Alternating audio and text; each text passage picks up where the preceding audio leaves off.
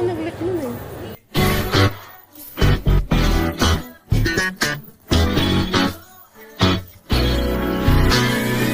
Hey guys! Welcome to another video. For this video, I will be showing you guys all of the things that we did to prepare for the 17 concert this weekend. I will be going to the day 2 of the concert. It will be held in Bulacan and I'm going with my best friends Denise and Pat. Si Pat, doon siya sa barricade, naka-VVIP ata si ate girl. But Denise and I are on the same seat.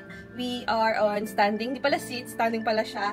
And if you are not a K-pop stan, I think you'll say that this is going way too far. The preparations are way too much. But for us K-pop fans, this is very normal to us. We love preparing and going all out and meeting our idols. It's just one of our avenues to express ourselves. And when you are on that concert ground or concert halls, it feels so great to be on the company of people who has the same interest as you, and they will not judge you, instead hype you up. So we love getting ready, doing a lot of things in preparation for the concert, feeling beautiful, feeling ourselves. So yeah, come and get ready with us. Not get ready, but prepare with us.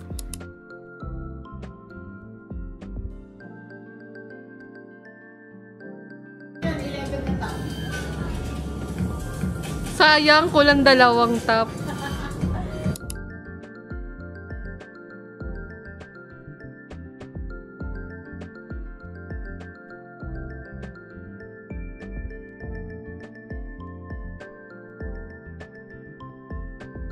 $1,500 na lang din.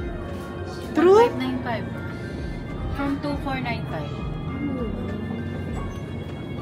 Bili mo na. Deserve. Tama. Deserve. Hala, bagay to sa outfit ko. Correct. Tara natin kayo. Hawa ko na yan.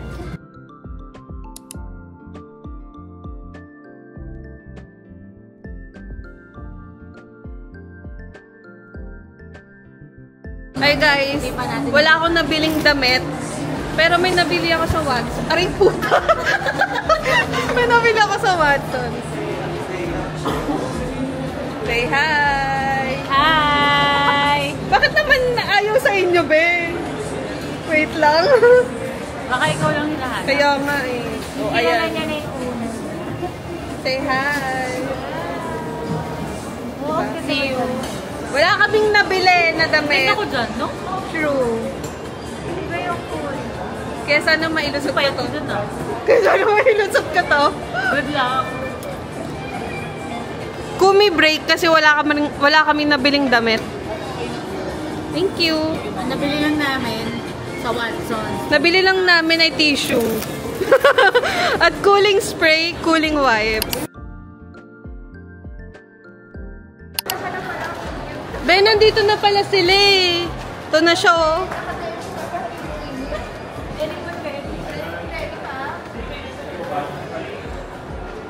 Diyan na pala siya. Dumating na pala. Nag-sideline muna. Kairito yung 960 mo. 900 yan? Parang di naman.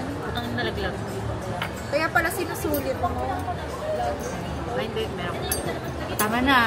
Gutom na yung mga tao. Puta! Mapagigil talaga yung grabe talaga. Alam mo, hindi ko alam kung nananadjust sila or yung hype yung matagal.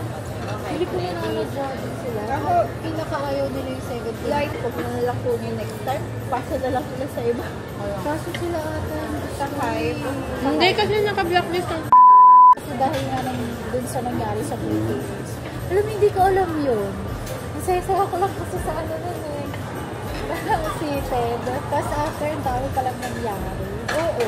Kaya hindi na sila bumabalik. Kaya hindi na sila bumabalik. Wala na sila tiwala. Sabi pa daw dun sa ano yun, yung behind the scene na making. Yung sa ibang lugar, ay yung ibang volume, merong pangalan kung saan yung sinod. Oo. Yung sa Pilipinas ang wala. Parang yung volume 1, kontak kita volume. Tapos, Ay, oo. Nakita ko Dubai. yun. Tapos yung sa Pilipinas, walang lugar. Siyempre, ayaw na nila dito. Kaya kasi ata, pati flight, nandun din yung mga stalker. Pati sa hotel. Kasi sa reason nila ito. Birthday. Oo, kasi hindi naman daw alam. Wow. Sobrang saya naman ng birthday niya. yun eh.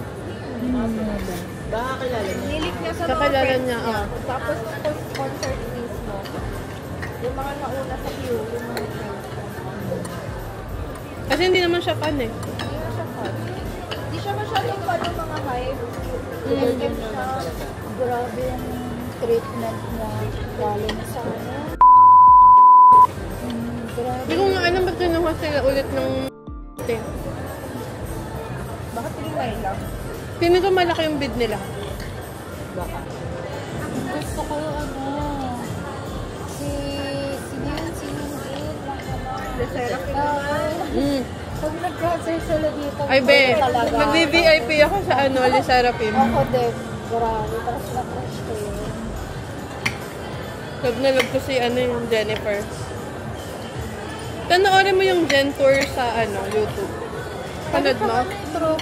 Tropa mo yun eh. Ako, Chewo. Laking ano kasi siya, laking US kasi siya.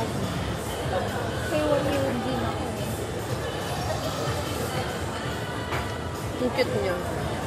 Tinor niya yung Les Seraphim sa New York. Basta panoorin mo, Gen Tour. Tapos binigyan niya sila ng maliit na notebook, tapos ini-stampan niya pagka nakapunta na sila dun sa ano. Ang cute, gagi! Tapos meron siyang mga ano, mission sa mga members niya. Cute niya. Masasagit mo.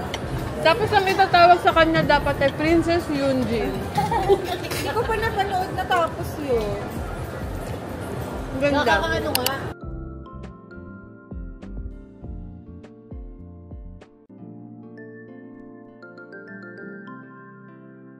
So, yung 200,000 na sana times 4. Paano ka ba mananalo dito?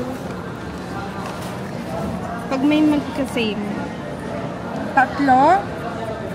Mm-mm. Magkakatabi? Hindi. Basta 200,000. gago, may 200,000 ka na. Hayop yan. 500, 5,000. Tatlong 500. Wala. Ay! Dalawang 500. Hindi, tatlo. Ay, 5,000 pala. Reset. Sano? No, I hate it.